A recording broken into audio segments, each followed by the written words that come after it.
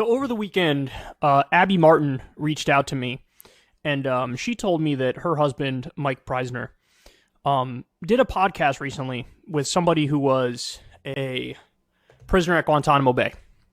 And this really is a bombshell story here, because apparently this guy was tortured, and the person who oversaw the torture and actually played a chief role in facilitating it was a guy by the name of Ron DeSanctimonious. Ronnie D.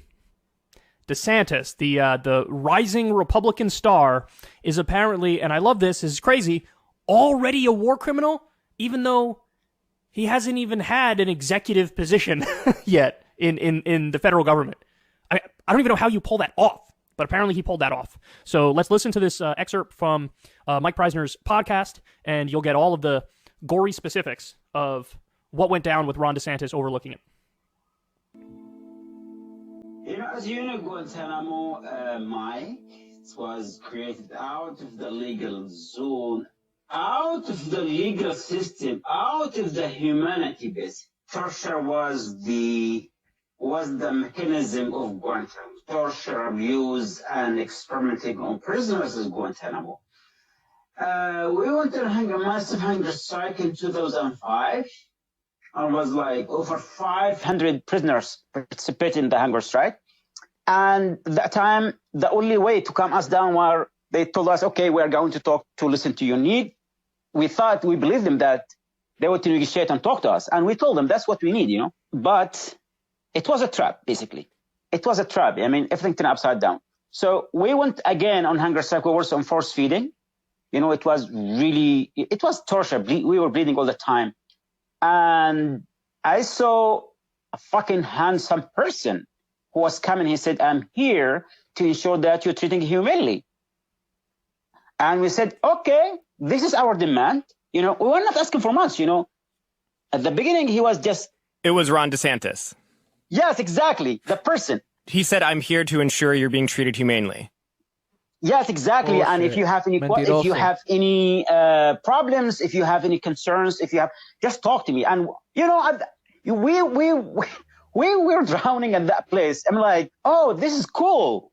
That person actually writing something, he will raise the concerns, but it was piece of the game. What they were doing, they were looking what's hurt you more to use it against you. By the end of 2005, 2006, when he was there, one of the worst time at Guantanamo, literally. And they cracked on us so hard when they came to break our hunger strike, when we went again on force feeding. I swear by my God, Mike, they brought, piles of ensure, and they start force feeding us over and over again. And Ron DeSantis was there and watching us. We were crying, screaming. We were tied to the feeding chair, and that guy, he was watching that, he was laughing, basically. It was hurt like hell. And I was screaming, like, when I was screaming, I look at him, and he was actually smiling, like, as someone who enjoying it. When they used to feed us, because our stomach cannot hold this amount of ensure. They used to pour ensure one can after another. So when he approached me, I said, this is the way we are treated. You should start to eat. I threw up in his face, literally on his face. Ron DeSantis. In his face, yeah. They used to, restrain us in the feeding chair, he threw up on which his like, face. like 8 point. They tied our heads, our shoulder, our wrist, our thighs, and our legs. And they came, and they would really thick tube, they call it French 17 or something, through our nose. And they keep doing this over and over again, and they put some kind laxative in the feeding liquid, with like we shit in ourselves all the time. Then we would be moved to a solitary confinement, really cold cells. If we throw up, and we used to get fed like 5 times a day. It wasn't feeding, it was torture. So we couldn't handle it for 5 or 5 days. We couldn't, because 5 times a day, you can't, you cannot possibly handle it, because they just kept pouring the ensure. And in 1 week, they break all the hunger strikers. In 1 week, totally. It was a mission. And he was there. And not just that, they used to also beat us. And if we scream or pain, bleeding came out on our nose and mouth, they would like, eat. The only word they told you, eat, eat, eat. We were beating all day long, all day. There's a team. Whatever you do, they just beat you. Pepper spray, beating, sleep deprivation, that continued for 3 months. Christ. And he was there because at the beginning, he told us that he was there to ensure we are treated humanely. And if we have concern or issues, he will take it. But he's one of the people who actually supervised the torture, the abuses, the beating all the time at Guantanamo. So you're saying that DeSantis initially, because he presented himself as the lawyer whose job it was to ensure you're being treated humanely, then you and other detainees told him the things that were the hardest for you to deal with, the things that you felt needed to change. And then instead of actually making sure those things changed and that your human rights are respected, he then basically was gathering intelligence to then tell the prison camp and the interrogators what it was that was impacting you most so they could do it more to you. Exactly. That what happened there, because the things we used to tell them, it turned against us. Everything we talked to him become multiple because he was looking at the impact on you, what hurt you more.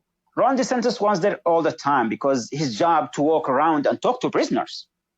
I'm here to ensure you're being treated humanely. I'm telling Americans, if this is humanity, this guy is torturer, is a criminal.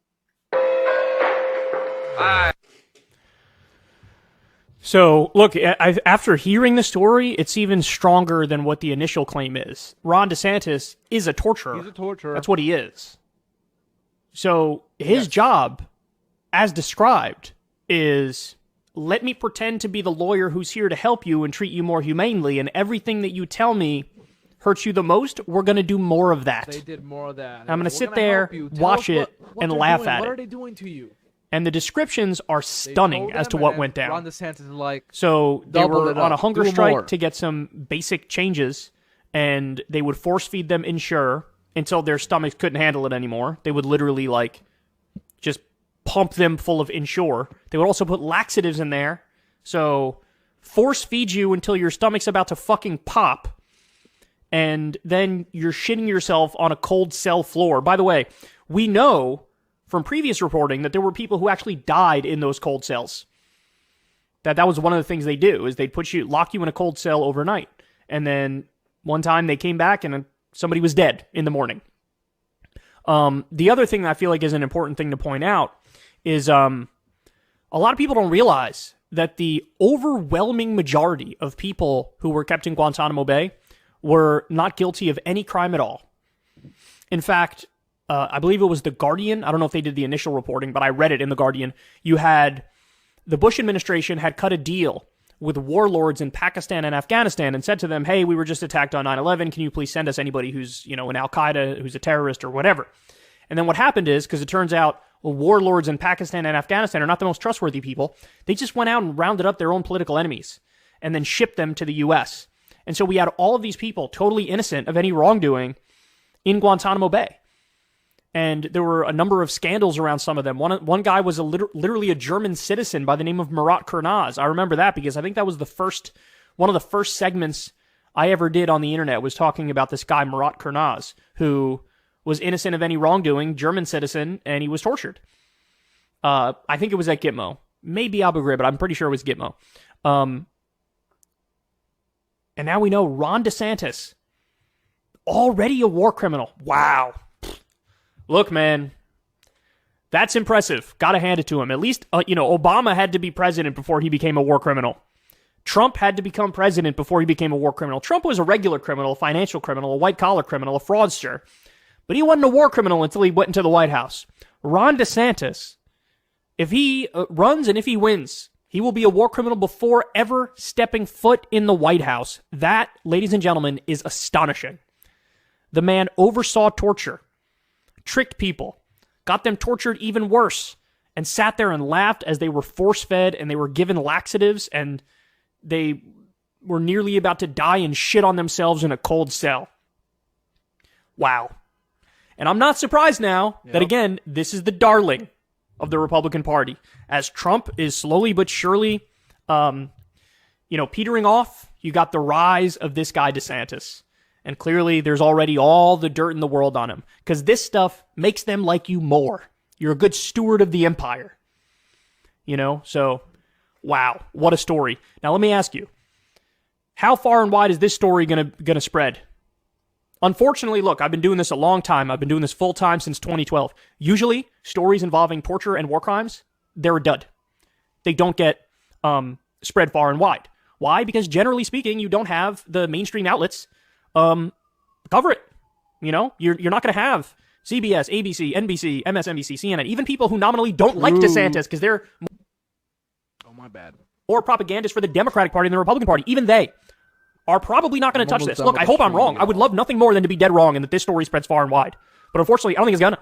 So look, I'll ask you guys. You guys need to spread this stuff far and wide. Go share this tweet from Empire Files. Share from Mike Prysner. If he put it out there, Abby Martin, whatever. Share this segment. Whatever you got to do, because this is something that needs to be heard. Thank you, Kyle Kalinsky. What I was going to say before I end the stream is watch Secular Talk, and Guantanamo Bay is a little military/prison in Cuba that America made a deal with the Cuban government for peace. Basically, they were like, "Oh, give us a little land here, and we'll basically not attack you guys."